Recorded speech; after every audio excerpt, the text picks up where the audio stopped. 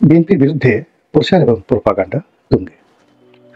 বিএনপির যে ভাবমূর্তি সংকট, এটি গত 5 মাসে শুরু হয়েছে, এটি গাণিতিক হারে বেড়ে চলেছে। দেশের যে রাজনৈতিক শক্তিগুলো রয়েছেন, প্রায় সবাই বিএনপির বিপক্ষে কথা বলছে এবং বিএনপির পক্ষে যারা কথা বলবেন এরকম লোক এখন মিডিয়াতে খুঁজে পাওয়া যাচ্ছে না। আর বিএনপির যারা কর্তা ব্যক্তি রয়েছেন, তাদের একটা বিরাট অংশ তারা মুভমেন্ট করছেন না এবং তারা যে কথাবার্তাগুলো বলছেন সেই কথাবার্তাগুলোতে উল্টো আরো বিভ্রান্তি ছড়িয়ে পড়ছে। অবস্থা দৃষ্টি মনে হচ্ছে যে দ্বিধা, দ্বন্দ্ব, মনোকষ্ট, বেদনা, অভিমান দলের প্রথম সারির অন্তত 100 জন নেতাকে গ্রাস করেছে। এর ফলে কি হলো, খুব ছোট ছোট সমস্যা, এই সমস্যাগুলো অক্টোপাসের মতো বিএনপির দিকে ধেয়ে আসছে। ফলে কি হলো, বিএনপির নেতৃত্বের মধ্যে মির্জা ফখরুল ইসলাম আলমগীর সাহেব এবং মির্জা আব্বাস সাহেবের মতো মানুষকে শুধুমাত্র কথা বলতে শোনা যাচ্ছে। অথচ যদি জাতীয় কোনো বিষয় নিয়ে ডক্টর মঈন খান কথা বলেন, মোয়াজ্জেম হোসেন আলাল কথা বলেন, আমানুল্লাহ আমান কথা বলেন, তারপরে নাজিমুদ্দিন আলম কথা বলেন, ফজলুল হক মিলন কথা বলেন, তারপর আলতাফ হোসেন চৌধুরী কথা বলেন, গয়েশ্বর বাবুর মতো মানুষ যদি কথা বলেন, তো লিড নিউজ হয়ে যাবে। কেন তারা কথা বলছেন না? নজরুল ইসলাম খান সাহেব কেন কথা বলছেন না? কেন সেই সব কথা মির্জা ফখরুল ইসলাম আলমগীর সাহেবকে বলতে হচ্ছে? এখানে একটা ব্যাপার স্পষ্ট, যে ধরুন সমন্বয়কদের একজন একটা কথা বললেন, কিংবা নাগরিক কমিটির যে তরুণ যারা আছেন তারা কেউ হয়তো জিয়াবাদ নিয়ে কথা বলল, মুজিববাদ নিয়ে কথা বলল। এখন এগুলোর উত্তর দেওয়ার জন্য আমি তো মনে করি যে ছাত্র দলের যে কোনো কলেজ শাখার একজন সভাপতি, সেক্রেটারি যথেষ্ট, তাদের সেই ম্যাচুরিটি রয়েছে। তো তারা এটা নিয়ে সংবাদ সম্মেলন করতে পারে, তারা সেটা নিয়ে কথা বলে। অর্থাৎ যারা যে ল্যাঙ্গুয়েজে, যেমন ধরুন ডক্টর মোহাম্মদ ইউনূস যদি একটা কথা বলেন, তার কথার উত্তর দেওয়ার জন্য মির্জা ফখরুল সাহেব ওকে। যেমন তার আমির যদি একটা কথা বলেন, তার কথার উত্তর দেওয়ার জন্য মির্জা আব্বাস সাহেব ঠিক আছে। কিন্তু সরকারের একেবারে তরুণ একজন যাকে বলা হয়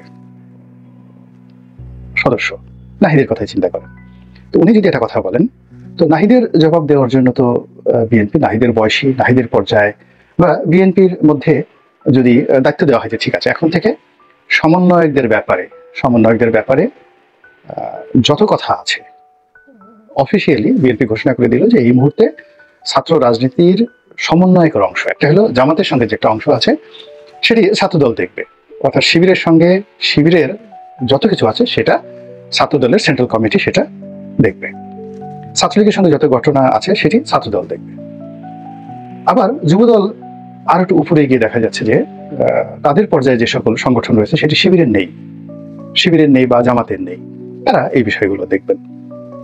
তারপর জামাতকে নিয়ে দলের মধ্যে দুজন লোক কথা বলবেন যারা দেখা যাচ্ছে ইসলামী যে তাহজিব এবং তমদ্দুন ভালো জানেন এবং জামাতের সাথে যাদের বন্ধুত্ব রয়েছে, সম্পর্ক রয়েছে, জামাতের আইডিওলজি সম্পর্কে ভালো জানেন। এটা দলের মধ্যে থাকতে পারে বা তাদের যে বন্ধু খিলাফত মজলিস আছে, অন্য যে সকল সংগঠন রয়েছে যারা বিএনপির খুব ক্লোজ অ্যাসোসিয়েট, তারা জামাতের পক্ষে কথা বলবেন বা বিপক্ষে কথা বলবেন। আবার দেখা গেল যে সমন্বয়ক, এখন এই যে সমন্বয়ক যারা কোটা বিরোধী আন্দোলনের নেতা এসেছেন, তারা সবাই ভিপি নুরুল হক নুরুর কর্মী ছিলেন। নুরু সেটা একাধিকবার বলেছেন। তো এখন এখানে নুরুরও বলার দরকার নেই, কারণ সে তো ভিপি হয়ে গেছে। এখন নুরু এই যে গ্র্যান্ড লিডার, ছাত্র আন্দোলনের মানে কোটা বিরোধী আন্দোলনের গ্র্যান্ড লিডার, এখানে সার্জিস বা যারা আছে, তো নুরু এবং রাশেদ এরা সর্বোচ্চ পর্যায়ের, এদের নেতা। এখন যদি আপনি সার্জিসকে ধরেন, তাহলে সার্জিস বেসিক্যালি রাশেদের 4-5 গ্রেড নিচে। তো সেক্ষেত্রে যেহেতু এখন নুরু এবং রাশেদ তারা বিএনপির অ্যালাইড ফোর্স, বিএনপি যদি অফিসিয়ালি ঘোষণা দেয় যে সেটা মাহফুজ হোক, নাহিদ হোক অর্থাৎ উপদেষ্টা হোক কিংবা সার্জিস হোক, তাদের যে কোনো বিষয়ে এখন থেকে রাশেদ বলবে, আর অথবা চাইলে নুরু বলতে পারে। নুরুর উপরে তাদের ওঠার দরকার নাই। তো সেখানে মির্জা ফখরুল সাহেবকে সে কথা বলতে হবে কেন? আব্বাস সাহেবকে এই কথা বলতে হবে কেন? কিংবা রুহুল কবির রিজভী সাহেবকে বলতে হবে কেন? রুহুল কবির রিজভী উনি কথা বলবেন বাহাউদ্দিন নাসিম সাহেবের বিপক্ষে, উনি কথা বলবেন সেই ওবায়দুল কাদেরের বিপক্ষে, কিংবা জামাতের সাধারণ সম্পাদকের বিপক্ষে। ঠিক এইভাবে একটা যদি সমতা না হয়, তাহলে এই দলটি ভাবমূর্তি সংকটে পড়বে এবং এই দলের যে ওয়েট অ্যান্ড ব্যালেন্স রয়েছে সেই ব্যালেন্সটা নষ্ট হয়ে যাবে। এবং এখানে দেখুন যে বিএনপির হাতে কিন্তু অস্ত্র আছে, মানে রাজনৈতিক অস্ত্র আছে। কি অস্ত্র আছে? ছাত্র আন্দোলনের যে দুটো অংশ, যেটা বিশ্ববিদ্যালয় কেন্দ্রিক, ঢাকা বিশ্ববিদ্যালয় কেন্দ্রিক, তাদেরকে উত্তর দেওয়ার জন্য, তাদের যে কোনো বিষয়ে কথা বলার জন্য যদি ভিপি নুরুকে রাশিদকে দায়িত্ব দেওয়া হয় অফিসিয়াল, এবং তারা বিএনপি অফিসে বসেই সংবাদ সম্মেলন করবে, এটি বিএনপির জন্য সম্মানজনক। আবার দেখা গেল যে নাগরিক কমিটি যারা গঠন করেছে তাদের জন্য আবার আরেকটি অংশ, অর্থাৎ দেখা গেল যে ভিপি নুরুর যে নাগরিক অধিকার পরিষদের যে আরেকজন আছেন, ওনার নামও তারেক রহমান, অনেকে তাকে আম তারেক বলে বলেন, কিন্তু তিনিও কিন্তু চমৎকার কথা বলেন। তো আম তারেকের সঙ্গে আবার জনাব তারেক রহমান সাহেবের খুবই ভালো সম্পর্ক, ব্যক্তিগত সম্পর্ক, এবং সম্পর্কটা এমন পর্যায়ে যে সেই আম তারেক সাহেবের অফিসে জনাব তারেক রহমান সাহেব কেক পর্যন্ত পাঠিয়েছেন এবং তারা সেটা ভাগাভাগি করে খেয়েছে। এবং ভিডিওটা আমরা দেখেছি যে তারা বলছেন যে জনাব তারেক রহমান তাদের জন্য কেক পাঠিয়েছেন। এখন নাগরিক কমিটির যারা লোকজন রয়েছেন বা অন্যান্য ছোট ছোট যে সকল কিংস পার্টি হওয়ার জন্য যারা চেষ্টা করছেন, তারা যখন বিএনপিকে নিয়ে কোনো কথা বলছে, তারেক রহমান সাহেবকে নিয়ে কথা বলছে, এবং সেই বিষয়ে কথা বলার জন্য যদি আম তারেককে দায়িত্ব দেওয়া হয় দলের পক্ষ থেকে, এবং এদের সবার সঙ্গে, মানে ভিপি নুরু বলেন, আম তারেক বলেন, এদের সবার সঙ্গে বিএনপি যে গ্র্যান্ড লিডার জনাব তারেক রহমান সাহেবের সম্পর্ক, বন্ধুত্ব, অ্যাডাপশন অনেক বেশি। অর্থাৎ মির্জা ফখরুল সাহেব যদি তারেক রহমান সাহেবের সাথে যতটা টানা ফ্রি, বয়সের কারণে হোক, অবস্থান কারণে হোক, বা তারেক রহমান সাহেবের সাথে মির্জা আব্বাস, আমানুল্লাহ আমান সাহেব ইচ্ছে করলে কিন্তু এভাবে কথা বলতে পারেন না। কিন্তু ইতিমধ্যে দেখা গেল আম তারেকের সঙ্গে, ভিপি নুরুর সঙ্গে, রাশেদের সঙ্গে, তারপরে এবি পার্টির মঞ্জু সাহেবের সঙ্গে, জুনায়েদ শাকির সঙ্গে, তারপর মাহমুদুর রহমান মান্না সাহেবের সঙ্গে, তো এই মানুষগুলো অর্থাৎ দেখা গেল যে তার নিজের দলের বাইরে অন্ততপক্ষে 50 জন লোক, ববি হাজ্জাজ আছেন, আন্দালিব রহমান পার্থ আছেন। তো এই মানুষগুলোর সঙ্গে তো জনাব তারেক রহমানের খুবই পারিবারিক ব্যক্তিগত সম্পর্ক এবং বন্ধুত্ব, এবং এই বন্ধুত্বটা যাকে বলা হয় ওপেন সিক্রেট, একেবারে ওপেন সিক্রেট।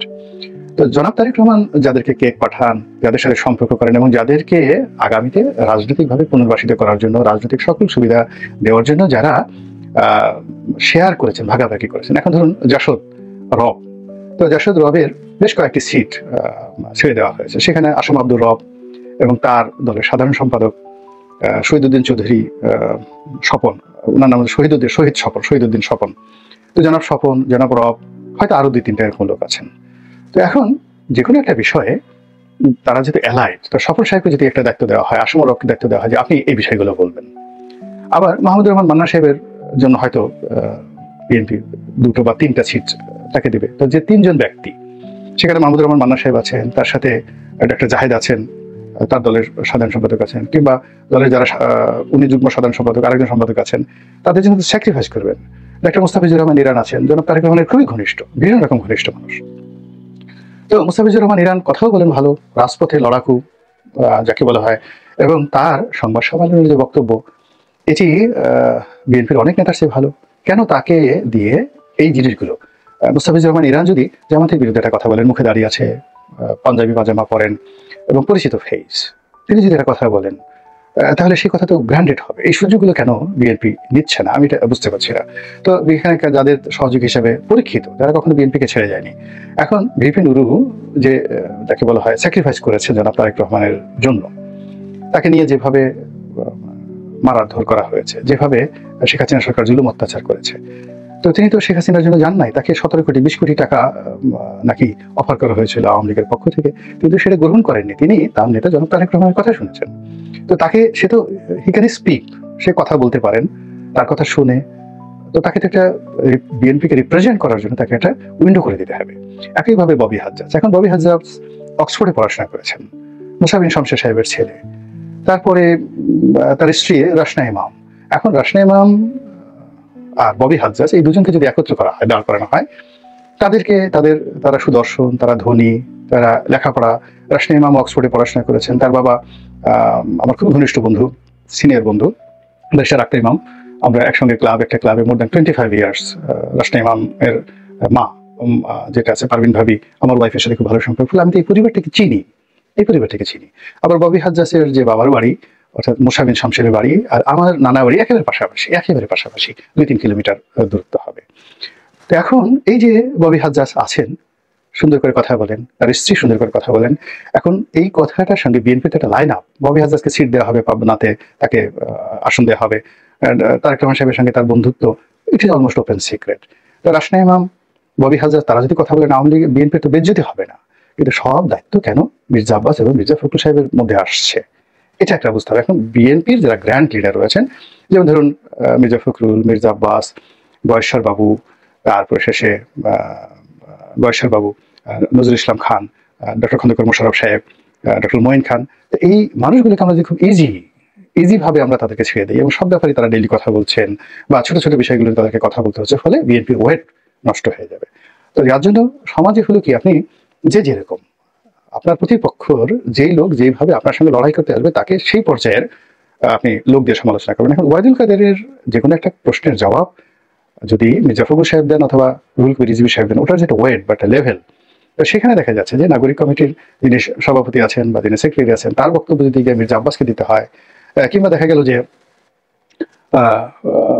এই বিএনপি বিরোধী যে সকল ইউটিউবার রয়েছেন, এখন তাদের পর্যায়ের ইউটিউবার যারা, মানে যদি বিএনপি বিরোধী কোনো যাকে বলা হয় এরকম, ধরেন খালিদ মহিউদ্দিন সাহেব বিএনপি বিরোধী না, জাস্ট কথা ধরুন, খালিদ মহিউদ্দিন সাহেবের মতো মানুষ যদি বিএনপির একটা কথা বিপক্ষে চলে যায়, তাহলে খালিদ মহিউদ্দিনের ওয়েট সম্পন্ন একজন লোককে দিয়ে কথা বলাতে হবে।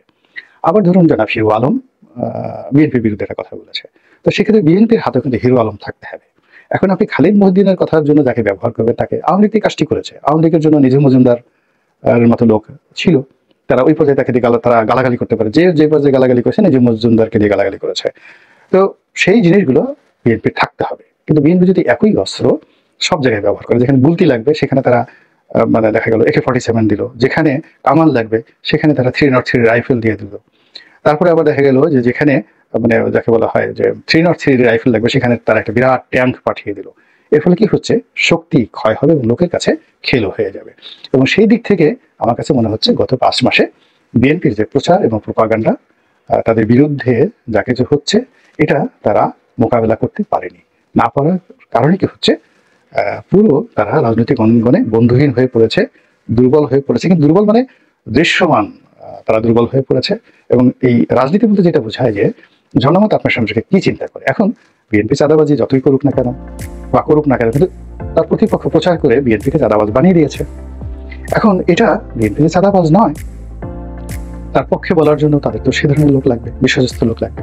এই নিউ মার্কেটের থানায় আক্রমণ করেছে, সমস্ত পত্রিকায় এসেছে যে ছাত্র দলের এক নেতা এই কাজ করেছে। এখন এটা নিয়ে তো মানে বিএনপির পক্ষ থেকে একটা মুভমেন্ট লাগবে, সেই মুভমেন্টটা হয়নি। তাহলে কি হচ্ছে, বিএনপি চাঁদাবাজি করছে, 2 পয়সা করুক আর 10 টাকা করুক, সারা দেশে চাঁদাবাজ হিসেবে বিএনপির নাম চলে আসছে। জামাতের আমির তিনি বলে ফেলেছেন যে এক জালেম গেছে আর এক জালেমের আবির্ভাব হয়েছে, আমরা এক চাঁদাবাজকে বাদ দিয়ে বা এক জালেমকে বাদ দিয়ে আরেক জালেমকে ক্ষমতা আনতে চাই না। এই কথাটা তিনি যখন বললেন, বিএনপি প্রতিবাদ করেছে। কিন্তু এখন এই গত 5 মাসে এটা এখন সাধারণ মানুষের মুখে মুখে, ফলে ওই যে বাতিটা জ্বালিয়ে দিয়েছেন যে আমাদের আমির, তো ওর এগেনস্টে আপনার প্রচারণার যে পলিসি, সেই পলিসিটা কেমন হবে। আমি অনেক আগে বিএনপির এক শীর্ষ নেতাকে বলেছিলাম যে নাও 2019 সালে উই আর অল ওয়ার্কিং, আমরা সবাই কাজ করছি শেখ হাসিনার পতনের জন্য, এটা একটা পার্ট। এই পার্টটা শেষ হওয়ার পর আপনারা একটা মাস্টার প্ল্যান করে রাখেন শেখ হাসিনার পতনের উইদিন 15 days বিএনপিকে ক্ষমতা আনার জন্য আপনাদের একটা গ্রাউন্ড ওয়ার্ক লাগবে, সেটা করে রাখেন। আর বিএনপির যে সমস্ত নেতা সাবেক এবং বর্তমান যাদের ইমেজ নেই, অনেকের বিরুদ্ধে জেনার অভিযোগ আছে, ব্যভিচারের অভিযোগ আছে, অনেকের বিরুদ্ধে বিদেশ থেকে নর্তকী এনে নাচ গানের অভিযোগ আছে, অনেকের বিরুদ্ধে চুরি চামারির অভিযোগ আছে। সেই অভিযোগগুলো কিভাবে কাটিয়ে একটা নতুন ইমেজ তৈরি করা যায়, ক্লিন ইমেজ তৈরি করা যায়, সেই ইমেজ তৈরি করার জন্য আপনাদের একটা প্ল্যান থাকবে। এটা কিন্তু আমি 2019 সালে বিএনপির অনেক শীর্ষ নেতাকে বলেছি। তো আমি ব্যক্তিগতভাবে এখন যেটা লক্ষ্য করছি যে তারা বাকি দুটো কোনো ব্যাপারে কোনো গ্রাউন্ড ওয়ার্ক করেন। অর্থাৎ শেখ হাসিনার পতন পর্যন্তই হয়তো তাদের চিন্তা চেতনা ছিল, কিন্তু তারা ক্ষমতায় আসবে এবং ক্ষমতা আসার জন্য জনভিত্তি তৈরি করার জন্য তাদের একটা ভালো ব্যাকগ্রাউন্ড লাগবে এবং ইমেজ লাগবে, নেতার মতো মনে হবে যে this is his leader, grand leader. এখন আপনি যাকে প্রধানমন্ত্রী বানাবেন, স্পষ্ট করে ভাবে বলতে হবে যে আমার এই হবে প্রধানমন্ত্রী, এই হবেন আমার রাষ্ট্রপতি। তো আপনার সাথে তো সেই মনোমেন্টটা, যেটা শেখ হাসিনা প্রথম থেকে বিএনপিকে খোঁটা দিচ্ছেন, কে হবেন প্রধানমন্ত্রী। এখন যিনি প্রধানমন্ত্রী হবেন, আমরা আকার ইঙ্গিতে বিএনপির লোককে বলার চেষ্টা করেছি, কেউ বলেছেন তারেক রহমান সাহেব হবেন, কেউ বলে না এখনো বেগম জিয়া হবেন। তো যিনি হবেন না কেন, তাকে প্রধানমন্ত্রী হওয়ার জন্য এক্সিকিউটিভ ক্ষমতা চালানোর জন্য দেখতে মনে হবে প্রাইম মিনিস্টার মতো, শারীরিক শক্তি থাকতে হবে প্রাইম মিনিস্টারের মতো, ব্যক্তিত্ব থাকতে হবে, দেখলেই যেন তাকে মনে হয় প্রধানমন্ত্রী।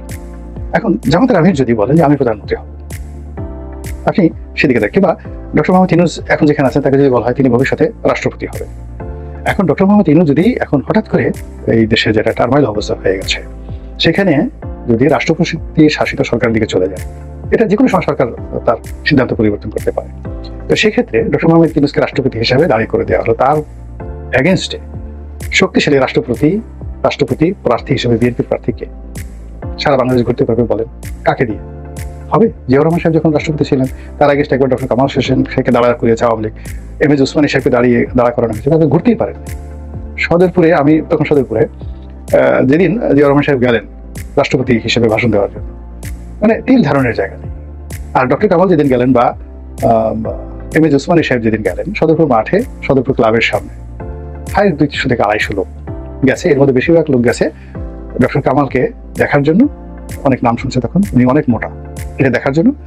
আর কর্নেল এমএজ ওসমানী গ্রামের মানুষ গেছে তার মোজ দেখার জন্য। আমাদের গ্রামে সেই গুজব ছড়িয়ে পড়েছিল যে কর্নেল এমএজ ওসমানীর মোজ হলো 1 হাত লম্বা।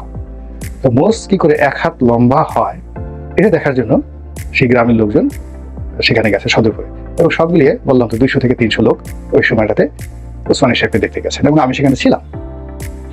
তো জিয়াউর রহমানের যে লজিস্টিক সাপোর্ট ছিল, তার যে ইমেজ ছিল, তার যে শক্তিমত্তা ছিল, তার এগেইনস্টে আওয়ামী লীগ প্রার্থী দিতে পারেনি। তো যেই মুহূর্তে শেখ হাসিনা আসছেন, শেখ হাসিনা আসার পরে ফরিদপুর স্টেডিয়ামে তিনি যে গেছেন, ওটার যে জৌলুস, ওর সঙ্গে ওই মুহূর্তে আর কোনো কিছু তুলনা হয়। তো তোদের বিএনপি তো চমক লাগবে এই মুহূর্তে, সেই চমক লাগবে, ব্যক্তিত্ব লাগবে। তা না করে যদি আপনি একই সেই এখন বিএনপিকে নিয়ে সবাই ঠাট্টা করছে যে ঈদের পর আন্দোলন হবে, সেটা নিয়ে ঠাট্টা করছে, 15 বছর ধান খেতে পালাইছিলেন সেগুলো নিয়ে ঠাট্টা করছে, এগুলো করার হলো যে নেতৃত্বের যে জায়গাটা সেটাতে যখন যেভাবে দরকার সেভাবে বিএনপি সেই নেতৃত্বটাকে শো করতে পারেনি। আল্লাহ আমাদের সবাইকে হেদায়েত দান করুন এবং হেফাজত